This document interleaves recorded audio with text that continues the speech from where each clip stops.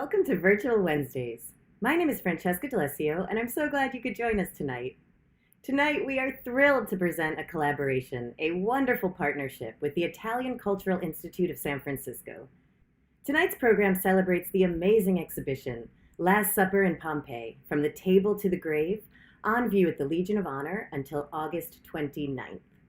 Please join me in welcoming Professor Giovanni Di Pasquale. Please see our website for his incredibly long list of accolades. But tonight, Professor Pasquale joins us to talk about the historical significance and development of wine. We will explore the importance of the wild grapevine as a fundamental step in the history of agriculture and civilization. This collaboration has been an honor. Please join me in welcoming Anna Maria Di Giorgio, the director of the Italian Cultural Institute of San Francisco. Good morning, ladies and gentlemen. My name is Anna Maria Di Giorgio, and I'm the director of the Italian Cultural Institute in San Francisco. I am very honored to be here today introducing the part of this Virtual Wednesday webinar on art, science, and mythology of wine in ancient Mediterranean cultures with Professor Giovanni Di Pasquale from Museo Galileo Galilei in Florence. Professor Di Pasquale, allow me to thank you very much once again for accepting our invitation, and please allow me also to thank especially Renee Dreyfus and Francesca D'Alessio from Museum Legion of Honor for organizing this amazing series of Virtual Wednesday, because the history is very long, from the ancient Near East to Etruria, Rome, and the vineyards of Pompeii. This presentation is a journey about millenniums of history, the cultural and religious basis, the geographic diffusion of viticulture, the agricultural technologies employed, and consumption of wine. This program is in support of the exhibition Last Supper in Pompeii, From Tables to the Grave at the Legion of Honor Museums, in partnership with the Italian Cultural Institute San Francisco and under the patronage of the Italian Consulate General in San Francisco. I hope you'll enjoy this webinar, and please stay safe. Have a nice summer, and I hope to see you back again soon in person at the Italian Cultural Institute. Thank you. I would like to tell something now about Pompeii. Here is a very interesting slide. When the population of Rome was questioning to the Emperor August about the excessive cost of wine, he used to say that he had built wonderful aqueducts, making available and free water to everybody. So what we can learn about wine in Pompeii, as always happens with Pompeii, is an incredible amount of information. It is a recent acquisition from the archaeologists that the Vesuvius volcano eruption covered not only the streets and the buildings, but the gardens, the fields, the crops, and the vineyards. So in recent years, in the last decades of the 20th century, the work of the archaeologists in Pompeii began to focus, together with the expert in the archaeobotany, to look for seeds and the organic remains of plants. And by mixing this information with iconographic sources like the painting that you see in this slide and the literary sources, today we have a fantastic picture related to wine and food diffusion and consumption in Pompeii. This painting, for example, is a fantastic document. I think you can see this is the Vesuvius before the eruption. Here is a representation of the god Dionysus, Bacchus, like a big grape. And here you see the presence of vineyards. Not by chance, the production and commerce of wine was one of the most important economic activities in Pompeii. And this is an information that has found confirmation in the last years due to the studies and research of the interdisciplinary studies, where we have found the presence of 15 vineyards within the walls of Pompeii. And here is, you can see, a very interesting passage from Pliny the Elder, who tell us that there are many different systems to lean the vine, to grow up the vine. You can let them free, you can lead them to different trees, like it was common in the Roman landscape and in Pompeii too. Here is an example you can see here. So here you have the vine growing, passing through a row of trees, or these are other example, and the number 2 is the one that Pliny the Elder was describing. And as a matter of fact, one of the most interesting discoveries that were made in recent years, you see the amphitheater of Pompeii in the background of this picture. This is the area that was considered to be the Foro Boario, so the market for commercial activities related to animals and the product of agriculture. But what we have seen is that this area was a very big urban vineyard, where in recent years the archaeologists have been capable of creating a new, of course, modern vineyard. But thanks to the molecular analysis, this kind of vine is credited to be the same family, to pertain to the same family of vines that the Roman had here in Pompeii. The name of this vine, I tell you in Italian, is Piedirosso. Piedirosso is a typical kind of vine growing here in this part of Campania, and is very well known and present today in Pompeii. So this is an example, this slide, of plaster cast of the cavities left by the grapevine root in the Foro Boarium area here. So you have to consider that these plants have been put in the same place where the archaeologists had found the cavities that we see here. So this is a very interesting reconstruction to try to create at least the same landscape that people living in Pompeii had at the time before the Vesuvius eruption. Today there is a very interesting, from the 15 vineyards, production of a local red wine, and a very expensive wine if you want to buy.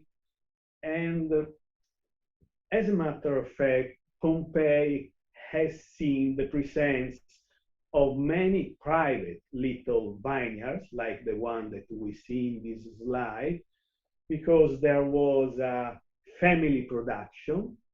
Every year, the owner of the house could produce the necessary for drinking wine, and there were situations like this one, the garden of the house of a man. His name was Octavius Quartio. He was a very expert in Egyptian culture and civilization. This is the garden of his private house. There is a big basin with the fountains gushing the water. And all around the basin, there is a fantastic vineyard that was capable of a good production of wine, because in this house, the archaeologists have found a very good number of amphorae to preserve the red wine. The cult of Dionysus, Bacchus, is very well known in Pompeii, where, for example, we have found a painting like this, telling the story of Dionysus. The myth of Dionysus that the Roman people knew was that his mother died before Dionysus was born, and he grew up with silence and the satyrs in the forest. And this is a painting demonstrating how the people living in Pompeii knew and appreciated the story related to Dionysus, that is very well present, that is everywhere, we could say, in the object to the artistic objects of their houses, in the gardens, like in this case, this is a little table for decorating the garden. Here is a head of a satyr or Dionysus, and the dissemination of grapes and wine can be seen in paintings like this, where we have a transparent glass cup containing red wine, or here we have a fantastic still life presenting grapes. And in this example too, there is a very interesting attempt. It is an attempt that today the experts in archaeobotanic are trying to do. So they are collecting all the existing paintings representing bunches of grapes like this. Since they have different colors, you see there is a pink one, a violet, blue, a yellow one. They are trying to understand the different kind of grape that was part of the landscape in Pompeii, creating a very interesting database, iconographic database, to know the best, to do the best that we can concerning the information about the landscape, the plants, the vineyards, the vines, and the wine. So the presence of grapes, cupids, the cult of Dionysus can be found in very precious objects, like the very well-known blue vase from Pompeii on display in the Archaeological Museum of Naples, the decoration in white glass past that we can see here.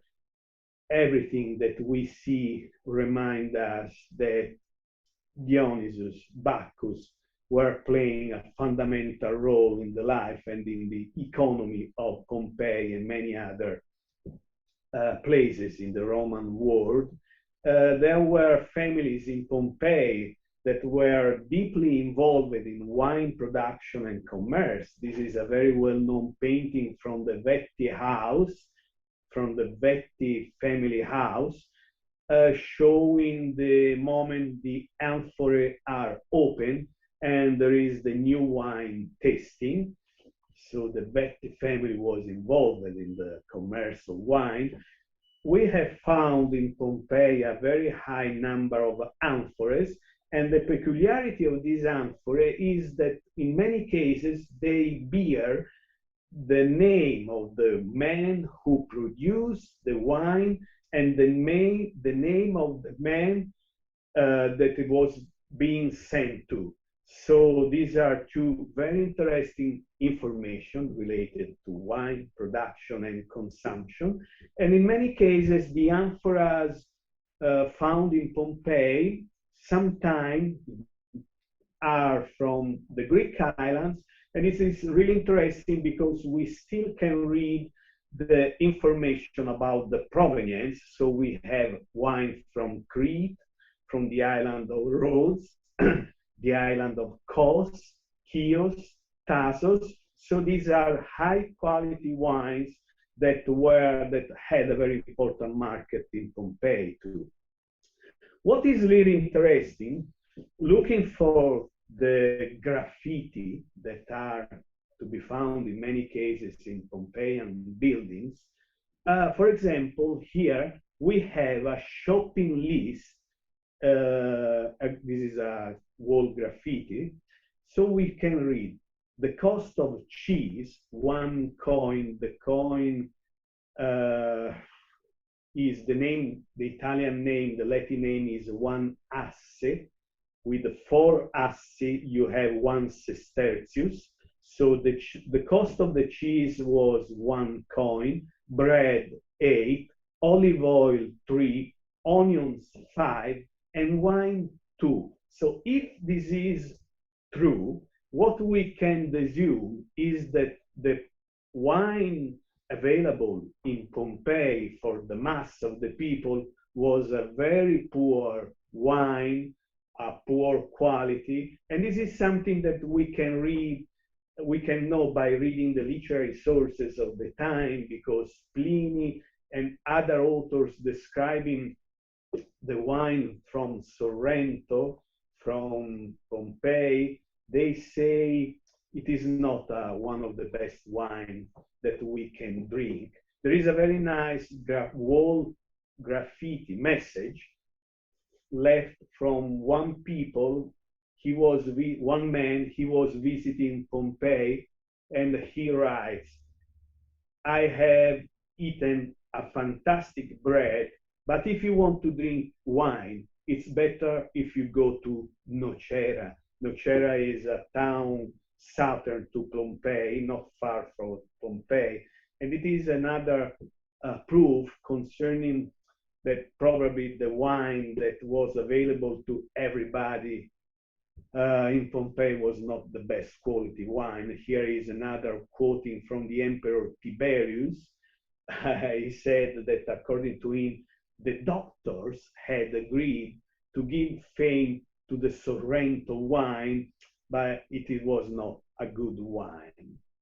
So according to Pliny, if you wanted to taste a good wine from Pompeii, you had to get in this wine older. If you could drink a very old wine, it was better, the wine in Pompeii. So people from Pompeii and the people visiting Pompeii had at their disposal bars like these, and they could see messages like this. This is from Herculanum, and is a fantastic shop message. This is a place where the owner of the shop is selling wine. Starting from the left, you see there are 4 different colors. Starting from the left is the most expensive, and then you go decreasing. The last one is the cheaper. So the message, what we can assume is that everybody could drink good or poor wine, but probably the good wine was not from Pompeii. Not by chance, we have, this is another bar for hot drinks and meat. Not by chance, there is another message on one wall of a house in Pompeii telling to the visitor that if you want to drink a very good quality wine in Pompeii, you can drink the Falernian wine. So you remember we said that the Falernian wine was considered the king of the Roman wines. And of course, you could find a Falernian wine in Pompeii too, but it is not the wine from Pompeii. So you could stop at a thermopolium, is like our bars, to drink and to eat. Of course, the poor quality wine was mixed with water, seawater, and they used to pour plaster inside to fix the taste of the wine. And this is very typical of the poor quality wine of the Roman, of the people living in Pompeii, Rome, and in many other places. Here you see images from one of the last findings from the archaeologists. This place has been found this year, in the year 2021. And here the archaeologists have found the remains of the food that was kept inside the holes. And there was a dog like in the painting here. And there were amphorae containing, here they are, the amphorae containing the wine that the people could drink here. And there are very nice verses from the poets that can help us to understand the atmosphere of places like these, where the people used to meet, to discuss, to drink together. So Horace, the poet, is responsible for very nice verses like the one that you see here.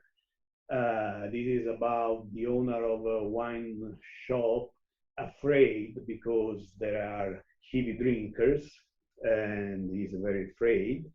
Or here is the poet Catullus that is writing verses about the fantastic quality of old Falernian wine.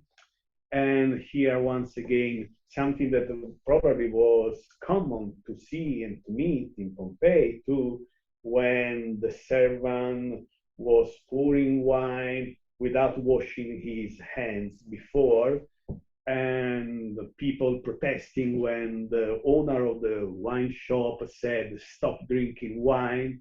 So this is a fantastic world that we can approach by reading the verses of the poets that fits perfectly with Pompeii too. And for example, had to be something normal to see, to meet old drunken women like the one that is portrayed in this little statue from the Archaeological Museum of Naples, but from Pompeii. This is a typical situation from the time. And this is the very well-known old drunken woman from the Capitolini Museum in Rome. And this is something that had to be part of the landscape of the time. And there are private houses where it was possible. This is something really interesting. What the graffiti from Pompeii tell us is that when the poor people couldn't drink high quality wine, they could write messages like, "I'm looking for someone inviting me at home to taste good wine." And we know that sometimes this happens because we have inscription telling us that this is something that had to happen, for example, in this house, in the house of Lucretius. Of course, this is something that was common during the political votation. So to invite a group of people at your home was a very good way to have their gratitude during the political elections.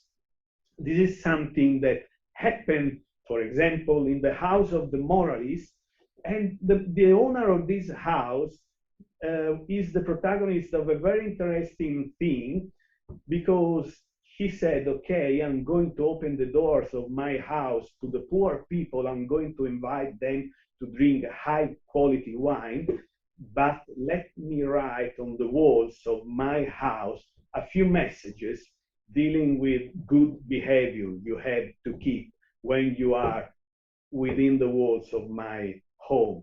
So this is the reason of the name, the moralist. These messages are: before to eat and to drink, please wash your hands. Before to enter, if you need, wash your feet.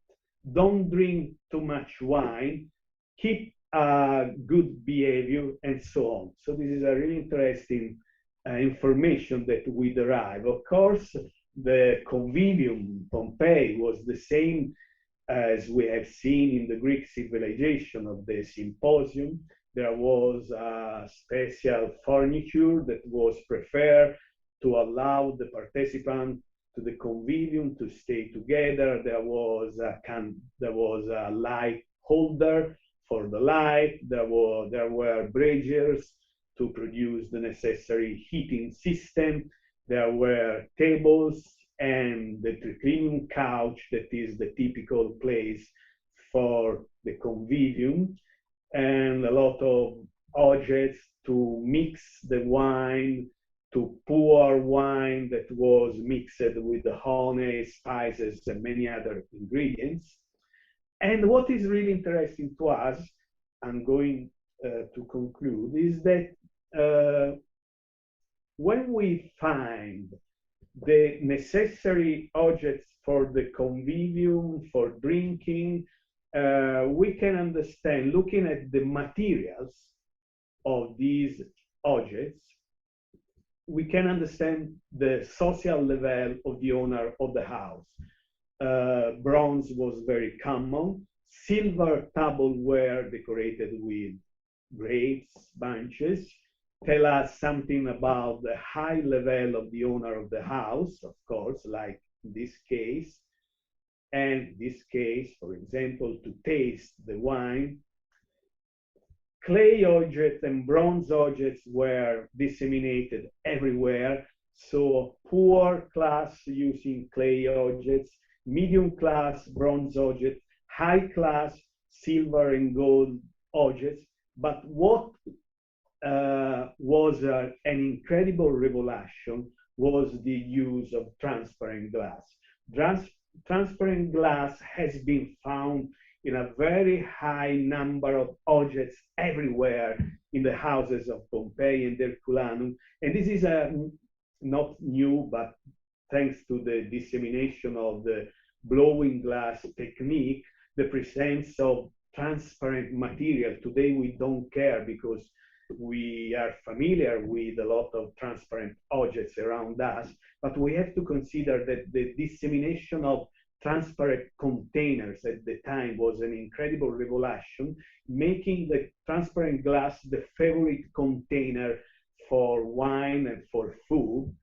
And so this is why we have an incredible amount of fantastic objects related to the consumption of wine made of transparent glass, disseminated everywhere and making feeling at the same social level, high and poor classes, because glass, transparent blown glass was available, was cheaper to everybody. It is really interesting the existence of objects like this, the drinking horn, to drink, like in this fresco, precious wine drop by drop. Here there is a hole, and this is a special container for fantastic special wine. So to conclude, so wine deals with the identity of the Mediterranean people since the remote antiquity. And to talk of wine means, of course, to talk of food. And the image that the Roman world give us related to wine is an image dealing with abundance, great production, great meals, great drinkers.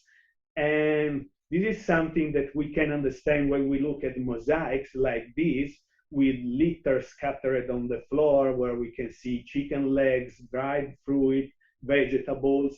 This is something that tells us something about the abundance of food and drinks on the Roman table during the Roman emperor, but in general, starting from the imperial age with the Emperor Octavian Augustus, Rome and Italy are the place where you can find every kind of food coming from everywhere. Not by chance, it is the time of Apicius and the book of incredible delicacies and fantastic food, where wine has a fundamental place, not only to drink, but to cook many of the meals that he prepares and describes. And this is something that we can understand by reading the Satyricon by Petronius. And I want to conclude telling a few things, just a few things about the Middle Ages. So wine and food must stay together. The Arab people, starting from the 7th century AD, were responsible for disseminating new food that we didn't know in the western part of Europe. I'm thinking of eggplants, oranges, lemons, rice, sugar cane instead of honey, sugar cane is going to have a very important role because it's going to take the place of honey in the alimentation of the people. And these people, so when we talk of food like wine, we are talking of meeting of people and cultures. And it is something that during the Middle Ages plays a very important role in the history of circulation of wine and food.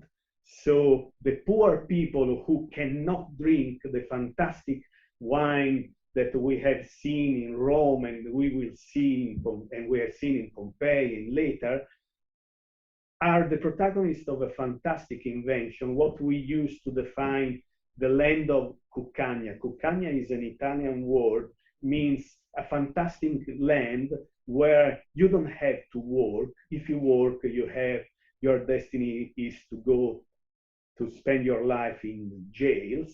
There are fountains where wine is gushing forever. There is a mountain made of cheese, boiling forever macaroni, and there are vineyards that are linked together using sausages. This is a gastronomic utopia going to replace the myth in our culture of a fantastic paradise made of honey, milk, and fantastic fruit.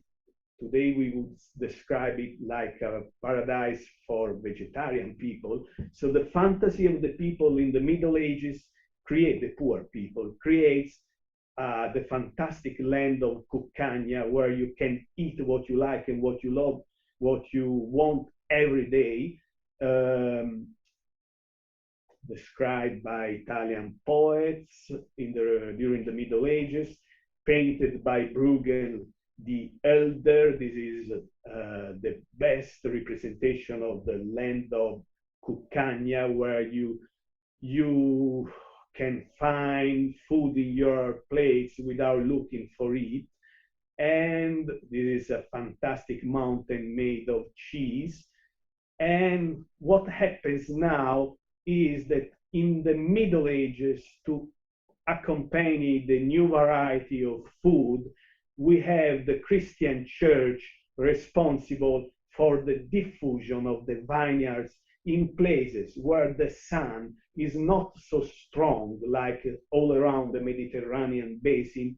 So what is really interesting is that thanks to the Christian Mass that is disseminating wine, thanks to the work of the friars and the monks that are disseminating the vineyards, we find in the European Middle Ages the vineyard moving to north in France, in Germany, in England, and strange that it can appear, these regions are the places where, as a consequence to the lacking of a good sun, a good meteorological situation, the friars are forced to invent new techniques to perfect the production of wine. So this is the second step of the story going on with a fantastic new era for the history of wine related to the Renaissance, the invention of the typical wine bottle, the invention of the sparkling wine made by Dom Perignon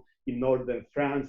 This is an incredible story, and we have seen that the beginning of the story must be found in the all around the Mediterranean basin, thanks to the people living in the ancient Near East and moving from east to west.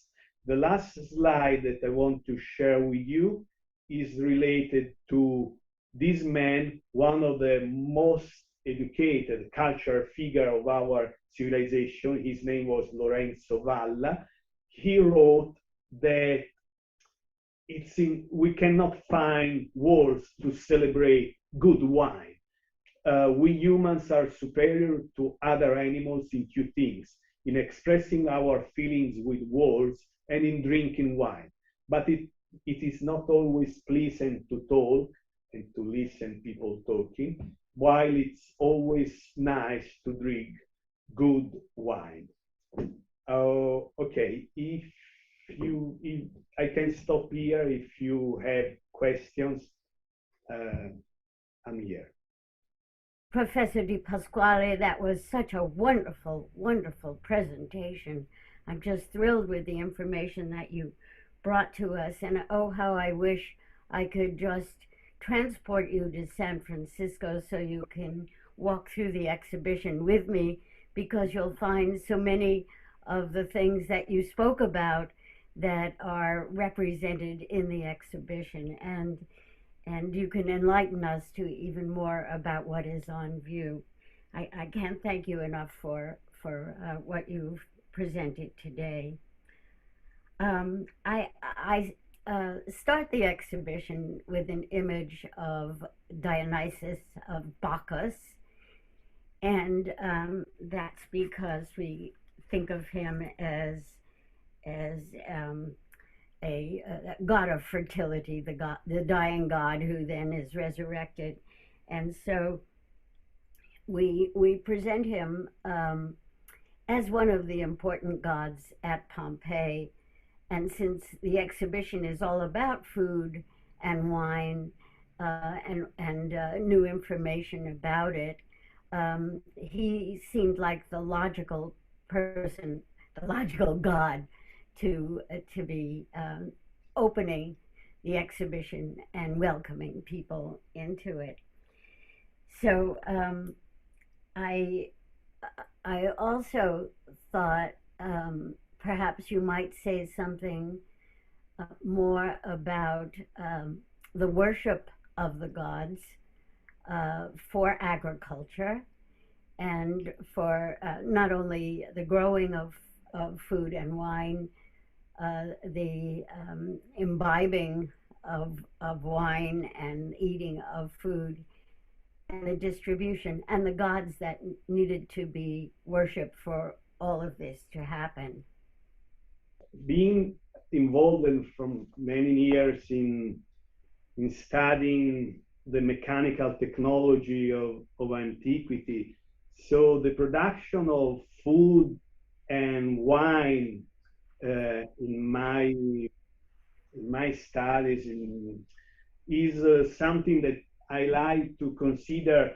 When we have such a mass production of food and wine, it is very important to underline the presence of an adequate mechanical technology that is available and present in Pompeii too. You were talking of example of bread and food that the people can see in your exhibition, and so you know that in Pompeii there were at least 40 places where the people could buy a fantastic bread. The quality of the bread from Pompeii is celebrated in some of the graffiti I was discussing before. But what is really interesting to me is to observe how when you shift from a little production to a mass production, you need to develop new technical solutions. And this is something that we meet in Pompeii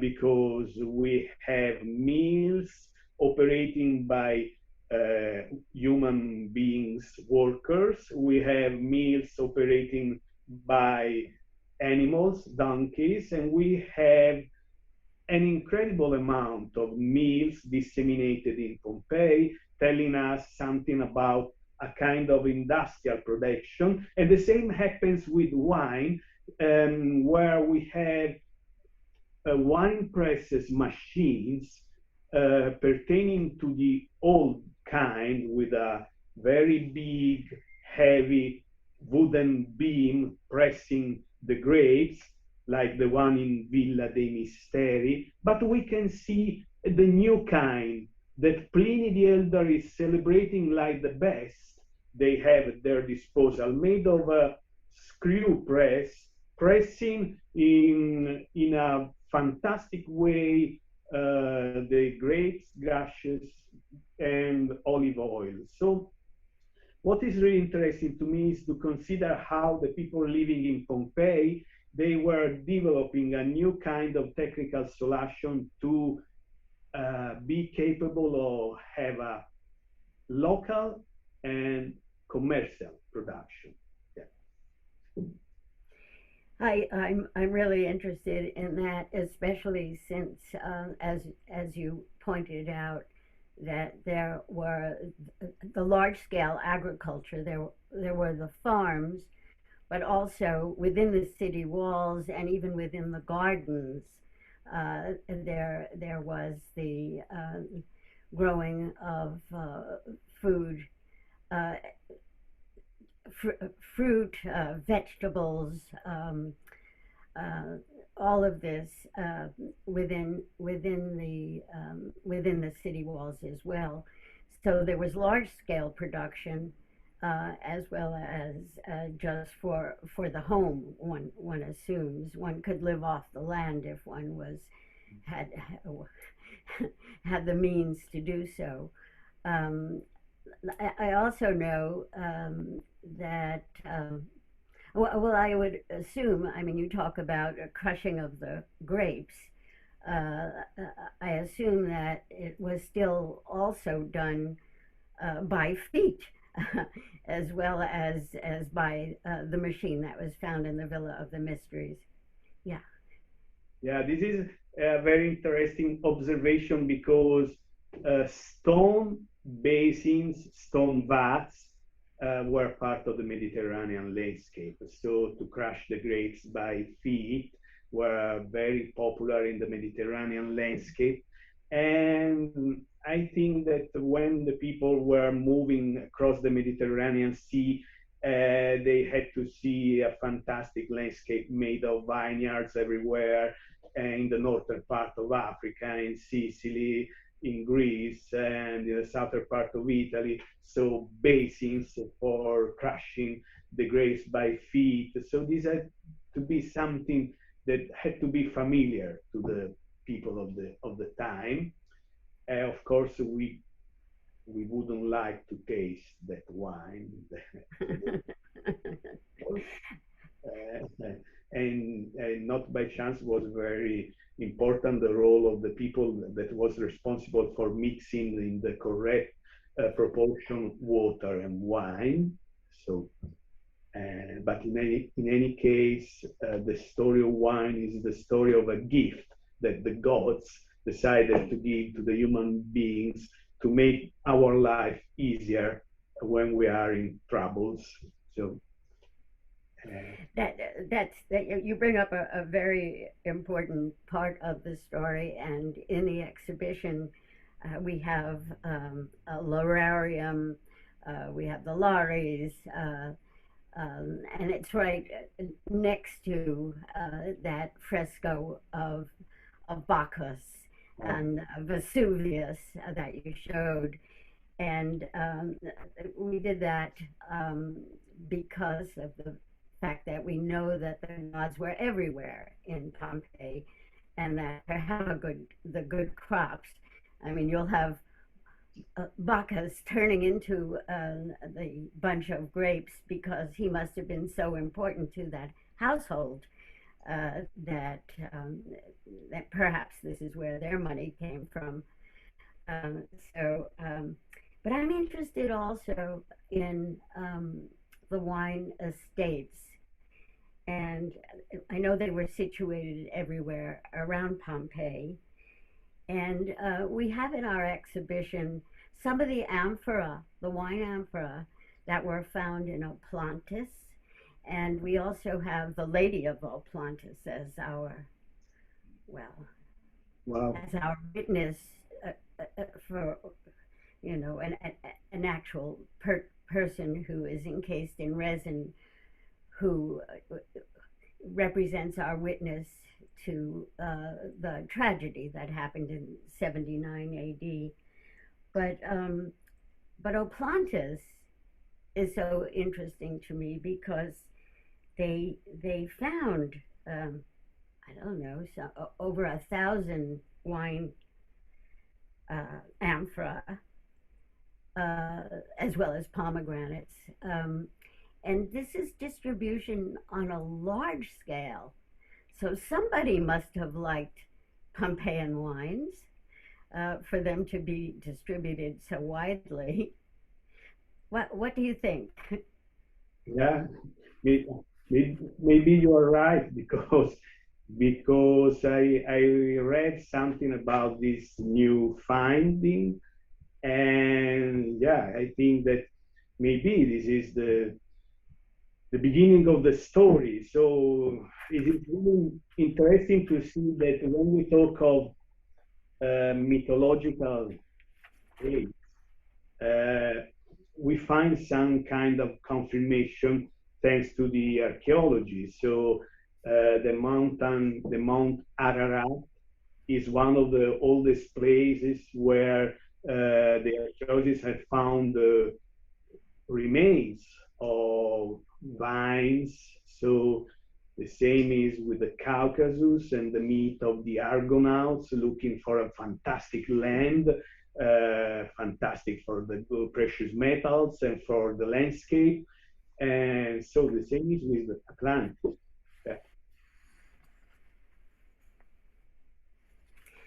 Um, I also thought to ask you a little something because of the importance of Dionysus, Bacchus to the Romans. We also have a section in the exhibition that I decided to call the naughty section, and that is the objects that perhaps were commonly found in Pompeii, but we might look at as a little, I would say, little too direct or sexual in implication and in imagery. And that is another aspect of the worship of Dionysus. And as you mentioned, his relationship with the satyrs, with the Maenads, and perhaps you might say something about the cult of Dionysus and getting the god inside you through drinking his wine and intoxication. Yeah. So you know the diffusion of the myth of Dionysus. The myth of Dionysus had a very wide diffusion in Rome, in the Roman world, and one part of the celebration of the stories related to Dionysus didn't like to the Roman governors who decided in 186 BC to stop to make the people were not allowed to celebrate this part of the rite related to Dionysus because of the sexual degeneration they used to say. And in any case, according to me, what is really interesting concerning the myth of Dionysus is that Dionysus seems to be the god of opposite meanings. Dionysus is young and old, is happy and sad, is male and female. So what is really interesting he dies and reappears the years later. So Dionysus it is true that Dionysus is what the classic civilization had not, they were missing. So it is an incredible idea, Dionysus, making the existence of the people easier. So what's the meaning of sad and happy, young and old, male and female? In my opinion, the meaning is to learn to approach the gift of Dionysus, that is wine, in the correct manner. and the correct manner can be any number of things. And we see that throughout the exhibition. I'm delighted to hear the way you interpret Dionysus, and his cult seems to have come from the East, and it contains quite a lot of unusual aspects that came into the classical world, and was, well, he was worshipped in so many different ways.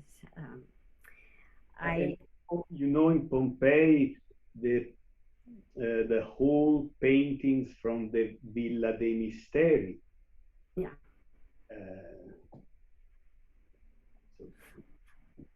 I wish I knew what they meant. Yeah. What about the eggs? Yeah. Who knows? There are so many interesting things happening in the exhibition that refer to this god, and also to the household gods. I mean, we're seeing also how the Lares, the Penates, how the gods of the ancestors, the gods of the spirit of the owner of the house, how they were also worshipped, and part of making sure that good luck followed the household. They also needed to be worshipped. So there was Venus. There were a number of gods that were worshipped in Pompeii. I think it's important to remember that without the gods, and there could be as many as 17 worshipped just for there to be a good crop, how important the gods were to the people of Pompeii. Yeah, Pompeii, if you take a walk through the streets of Pompeii, you find gods everywhere, and different gods, different symbols everywhere. This is like a microcosm, Pompeii, to understand the whole classical civilization, because in the classical civilization there were gods for everything and disseminated everywhere. So this is the real strong change that we see in the Middle Ages, when suddenly we have people celebrating one God, a unique God. So shifting from every kind of God everywhere to one God, it is an incredible change in the history of humanity. Right. Well, I think maybe we can. There's so many questions that I have for you, but I worry about being overlong. I wanted to ask you also questions about mixing wine, and I remember a quote that was also found on the wall in Pompeii, and you mentioned the monetary unit, the as, a very small unit of monetary cost, and it said for one as you can drink wine, for two you can drink the best, but for four you can drink Falernian. Yeah. And I wondered if you could talk a little bit more about importing wines, and maybe also something about the nature of Falernian, and a little something about the difference between red and white wines that were found and people drank in Pompeii. So as far as we know, the Falernian wine was a white wine, and that is not so common in antiquity. So this is so particular. But the story of Falernian wine is a particular story because it's the favorite wine, is the king of wines, is a very expensive wine, but it is the first Roman wine that we find in Great Britain, the Falernian wine from Italy. But suddenly the story of the Falernian wine goes to a conclusion. We don't know why, we don't know exactly when. There is a passage from the doctor Galen, the doctor who says, he's writing at the end of the 2nd century AD, I'm drinking in Rome a good Falernian wine, but I suppose it's not original because it has disappeared. So this is something that tell us a lot about the existence of wines that were not good wines, and how disseminated, how popular was the use of giving to the people bad wine to drink, not only for a too high amount of water, but really bad quality of wine. I understand that Falernian was very high in alcoholic content, so that could be part of its popularity as well. Yeah. Let's see.